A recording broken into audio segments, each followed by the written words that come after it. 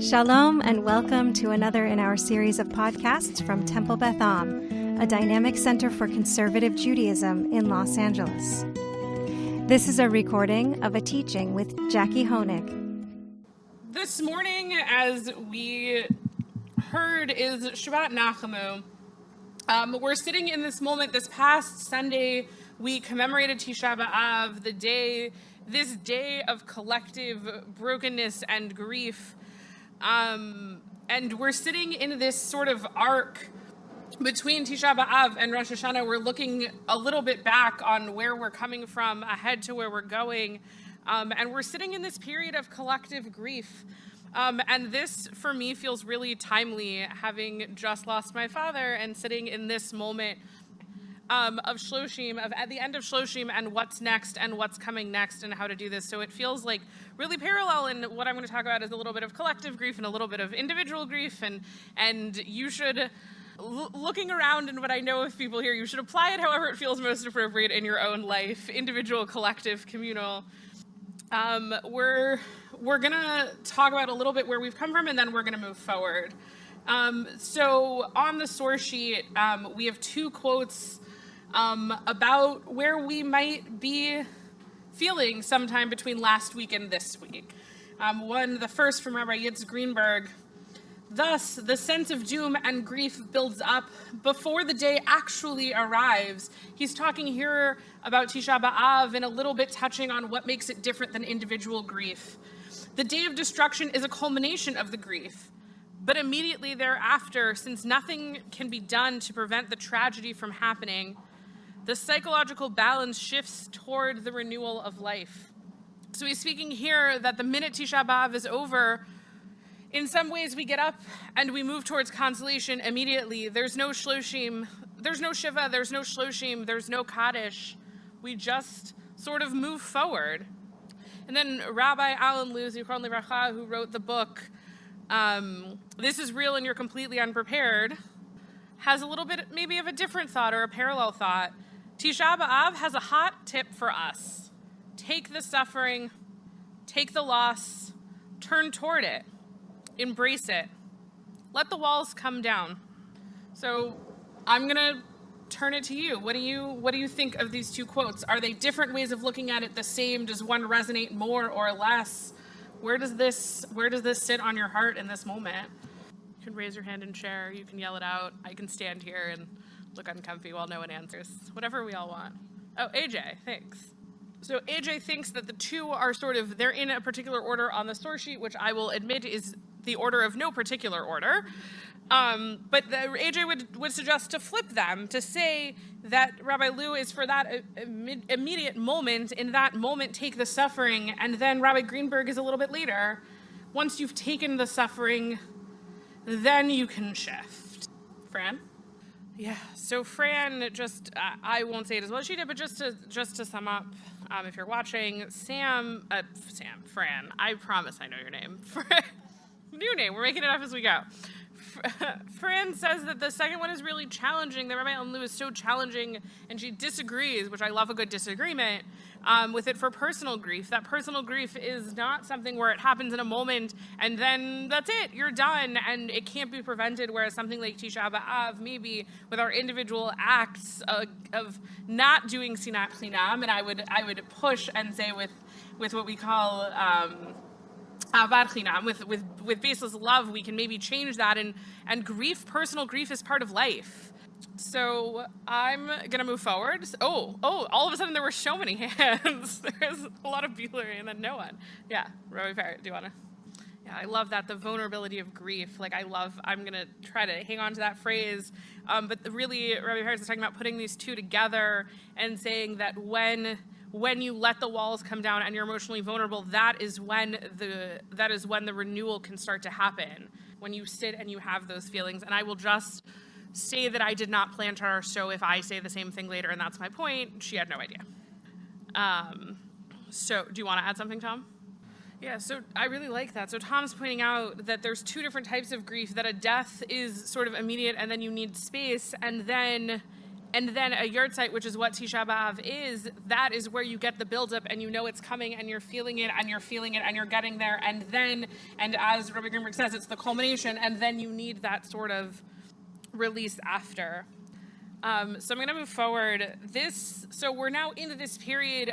If you haven't read This Is Real and you're completely unprepared, I highly recommend it. Find the Spark Notes. But his point that I love is that he really draws the line from Tisha B'Av straight through the Rosh Hashanah. And I think for me growing up, and I think for many of us, we think about when we say it's time for Elul, what is it time for? It's time for repentance. It's time for tshuva. It's time to say sorry. But I think this is telling us, and this arc from Tisha B'Av to Rosh Hashanah is telling us that there's something more than that. That it's not just, okay, we're fine, like Tisha B'Av's done, like start apologizing now. Like there's a little bit more to it than that. So if you look the next, so we have these, right now, we started this morning with Shabbat Nachamu, with the Haftarot of Consolation.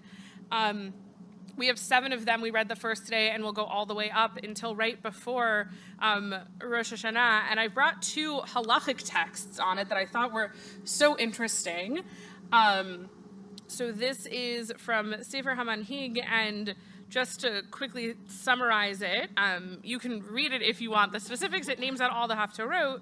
But it says, what I really love, I'll read it. From Bereshit until the 17th of Tammuz, the Haftarah follows the Parsha.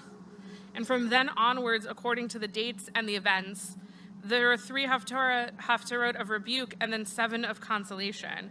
So for 4/5 approximately of our year, we follow the Parsha. We say the Haftarah is to remind us of the Parsha, to think about what we learned, and then as we come into the end, what could be, what in especially now in Sefer Dvarim is the recap, what could be the end of our year. Instead of saying let's remember it, we say hang on, there's something more important than this.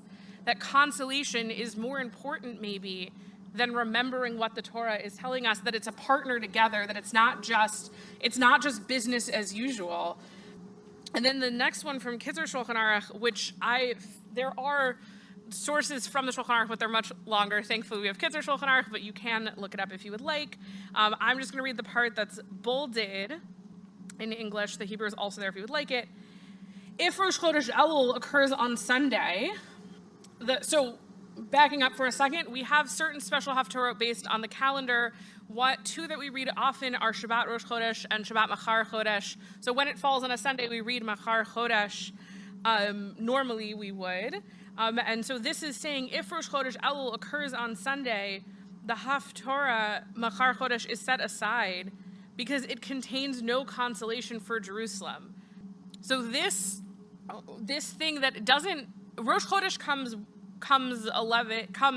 every month, comes all these times a year, but it doesn't come so often. It's not a Haftarah read every week. And even in that, there's no consolation. Jerusalem, the people, Israel, don't get what they need. And so the rabbis say, no, we're going to skip it this time. We're going to read this Haftarah of consolation. And in a little bit, it's interesting, though, because on Rosh Chodesh, the one we read does include consolation. It comes from the end of Isaiah, which, depending on how you studied it, might be 2nd Isaiah, maybe 3rd Isaiah, never know. But that contains, I did pay attention to that class, but that contains comfort, and so it's okay, and that one we can read. And so I think that is so interesting, that Elul is this month where we're striving for perfection. We are coming into this accounting for our souls. And maybe this is the month you would think we have to be medakdek, we have to be perfect. We have to get every little thing right. And we have to do it exactly in this way. And our tradition tells us no. Comfort is more important. And I think that says something.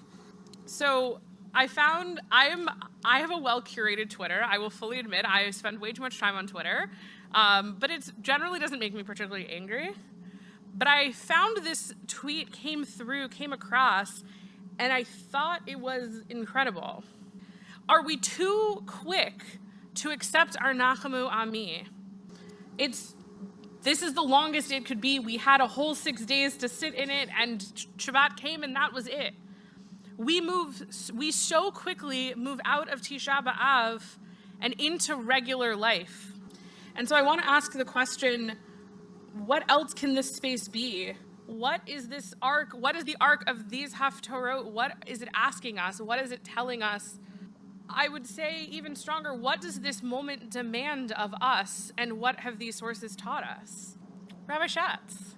Great. So Rabbi Schatz disagrees with me, which is great, and I will... Oh, disagree with the text. Okay, great. Great, and Rabbi Hertz disagrees with Rabbi Schatz, who disagrees with the text. Chad Gadia, Chad Gadia. But I just, to summarize, if you we're having a lot of fun here. This is what's happening today. But her point, which I won't be able to summarize the whole point well enough, but what I really like is this ebb and flow, that you can feel things during the week, and then Shabbat comes with the Haftarah of consolation as the reminder, and that care and that warm hug that you might need, which I really like that. Kaylee. So Kaylee is saying we start with Nachamu, that similar, I think, in a similar vein to Rabbi Schatz. We start with Nachamu, and then we have 7 that we don't finish there. Joel.